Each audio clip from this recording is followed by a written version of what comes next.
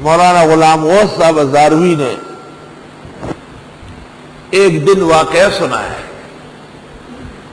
کہ نئی نئی جمعیت جڑی تھی اور جمعیت علماء اسلام کے پاکستان میں امیر اول مولانا احمد علی نے حکم دیا تھا کہ خواجہ ناظم الدین جو مرزائیوں کی امداد کرتا تھا اس کے خلاف سول نافرمانی کی جائے اور سول نافرمانی کے لیے لوگوں کو تیار کیا جائے۔ مولانا فرماتے تھے میں دن بھر لاہور کی مسجدوں میں تقریر کرتا تھا، رات کو میری تلاش میں پولیس مختلف جگہ چھاپے مارتی، حضرت لاہوری کا حکم تھا کہ آپ گرفتاری نہیں دیں گے۔ تو شام کے وقت مغرب و عشاء کے آس پاس میں لاہور سے نکل کے جنگلات کی طرف جاتا تھا، کسی کو خیال بھی نہیں تھا کہ اتنا مضبوط اور بڑے انسان رات کے جنگل میں کئی رات گزارتے ہیں۔ آپ نے دیکھا ہوگا جو شام کا وقت ہوتا ہے تو یہ درختوں میں طرح طرح کے پرندے اترتے ہیں، تو مولانا فرماتے میں تھوڑی دیر روک کے کہتا تھا تمہارا گھر ہے دیکھو آپ آ گئے، میرا کوئی گھر نہیں ہے کہ میں آج کس نہر کے کنارے لیٹوں گا، کوئی میرا گھر نہیں ہے۔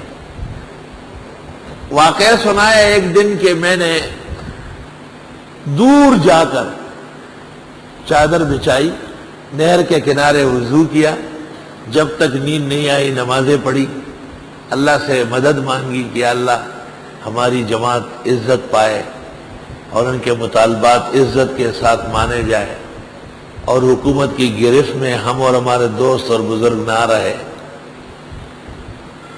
کہا جب نیند آئی تو اسی چادر پر سو گیا، دن بھر کا تھکا ہوا تھا کہ خوب نیند آئی۔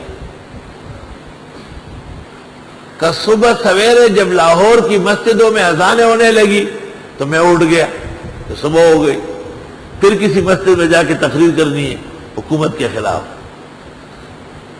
فرمایا میں نے جو دیکھا ایسا، تو میرے قریب میں سام بیٹھا ہوا ہے اسی چادر پر اور ایسے گنگر بنا کے بیٹھا ہوا ہے، دوسری طرف دیکھو تو ایک موٹا تازہ بچھو ہے، پیروں کی طرف دیکھا تو ایک دو جانور خطرناک ہو، تو میں نے اجلت میں جلدی یا نار کونی بردت وسلام علی ابراہیم پڑھ کر بسم اللہ اور اپنے آپ کو سنبھالا اور پھر اپنے جسم کو دیکھا تو اندازہ ہوا کہ کاٹا نہیں ہے، کسی چیز نے بھی مجھے نہیں کاٹا، مجھ تک پہنچے نہیں۔ تب میں بیٹھ کر کے بسم اللہ الرحمن الرحیم لا الہ الا اللہ پڑھنے لگا تو ایک اٹھ کے روانہ ہو گیا، دوسرا اٹھ کے روانہ ہوا، چاروں چلے گئے۔ تو کہ میں سمجھ گیا کہ اچھا یہ چونکہ میں حق جماعت کا نمائندہ ہوں اور جنگل خطرے کی جگہ ہے تو اللہ تعالیٰ نے میری حفاظت کے لیے ان کو حکم دیا تھا،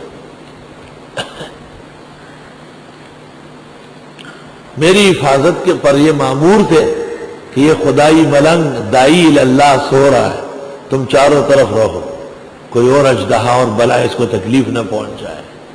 وَلَهُ مَا سَكَنَ فِي اللَّيْلِ وَالنَّهَارِ وَهُوَ السَّمِيعُ الْعَلِيمُ۔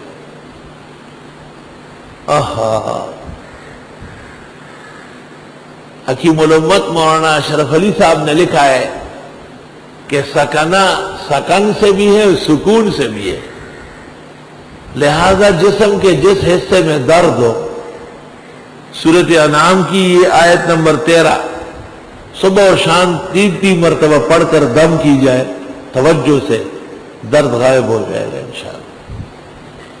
وَلَهُ مَا سَكَنَ فِي اللَّيْلِ وَالنَّهَارِ، توجہ رہو، اللہ تعالی ہی کی ہے جو کوئی سکون پکڑتا ہے رات کو یا دن کو۔ یہ جو حشرات الارض ہے یہ سب دن کو سوتے ہیں،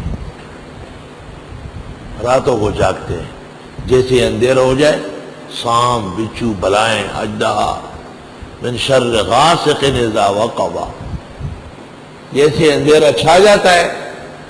قدیم زمانے میں کیوں سام بچھو بہت تھے؟ زمین کچی تھی، اندھیرا تھا، ہر جگہ وہ بسیرا کرتے تھے۔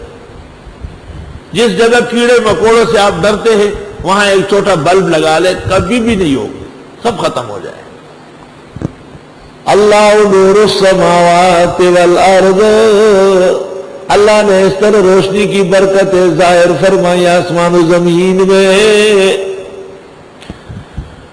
انسان دن بھر مشقت میں رہتے ہیں، چلن میں، اور راتوں کو جا کر کے جب اللہ ان کو نصیب کر لیتے ہیں تو کروٹ لگا لیتے ہیں۔ دیکھتے نہیں دن میں مکھیاں ہیں، راتوں کو مچھر ہے۔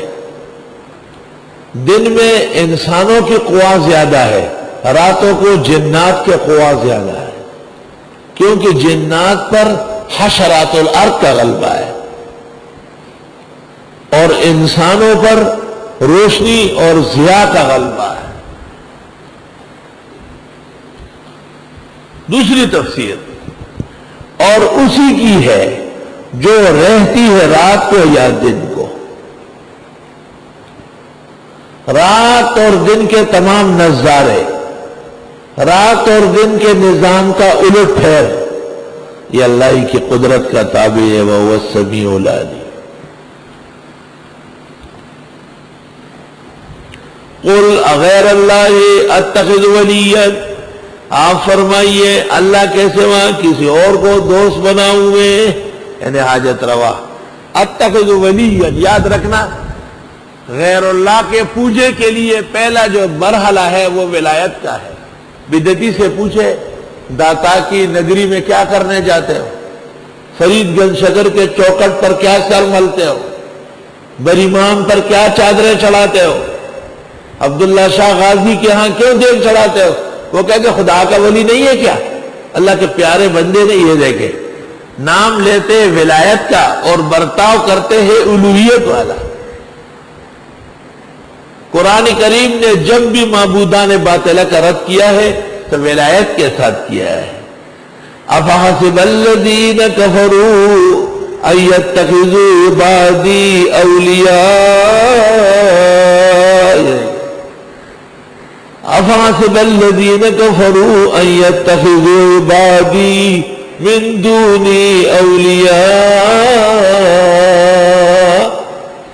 ان لوگوں نے میرے ولیوں کو میرے علاوہ معبود اور خالق، مشکل کشا و حاجت روا تک سمجھ لیا، نام اولیاء ہے، لیکن ایسے اولیاء کو ماننے والے اِنَّا أَعْتَدْنَا جَهَنَّمَ لِلْكَافِرِينَ نُزُلًا۔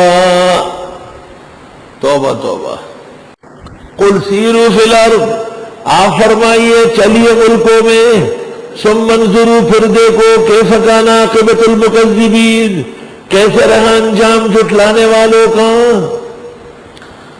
قل لمن ما فی السماوات والارض، آپ فرمائیے کن کی ہے جو کچھ آسمان و زمین میں ہے، قل للہ، آپ ہی کہیے اللہ کی ہے، کتب علی نفسہ الرحمہ، اس نے طے کیا ہے اپنے لیے مہربانی۔ اللہ نے احسان یہ کیا کہ بندوں کے ساتھ مہربانی والا برتاؤ بہت زیادہ ہے۔ اگر غیظ و غضب کا برتاؤ ہو جائے تو سمندر واپس امڑ آئے، سورج نیچے اتر آئے، چاند ستارے گرنے لگے، آسمان جگہ جگہ سے ٹوٹنے لگے، زمین میں بونچال آ جائے، کون زندہ رہ سکتا ہے؟ کتب علی نفسہ الرحمہ، اس نے لکھا ہے اپنے لیے مخلوق کے ساتھ مہربانی کرنا۔ اللہ اکبر۔ لَيَجْمَعَنَّكُمْ إِلَى يَوْمِ الْقِيَامَةِ، اس رحمت کا ایک ظہور قیامت میں ہوگا،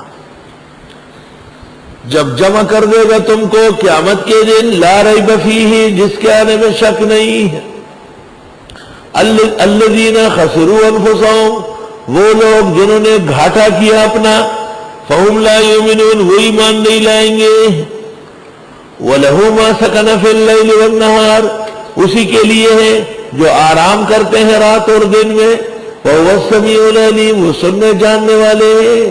وہ بابا رات کو تو ہم آرام کرتے ہیں جسمن اور دن کو کرتے ہیں روحن۔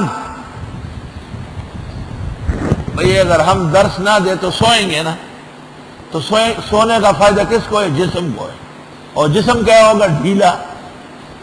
صبح سویرے جو آدمی اٹھے وہ دیکھو حشاش بشاش، جو 10-11 بجے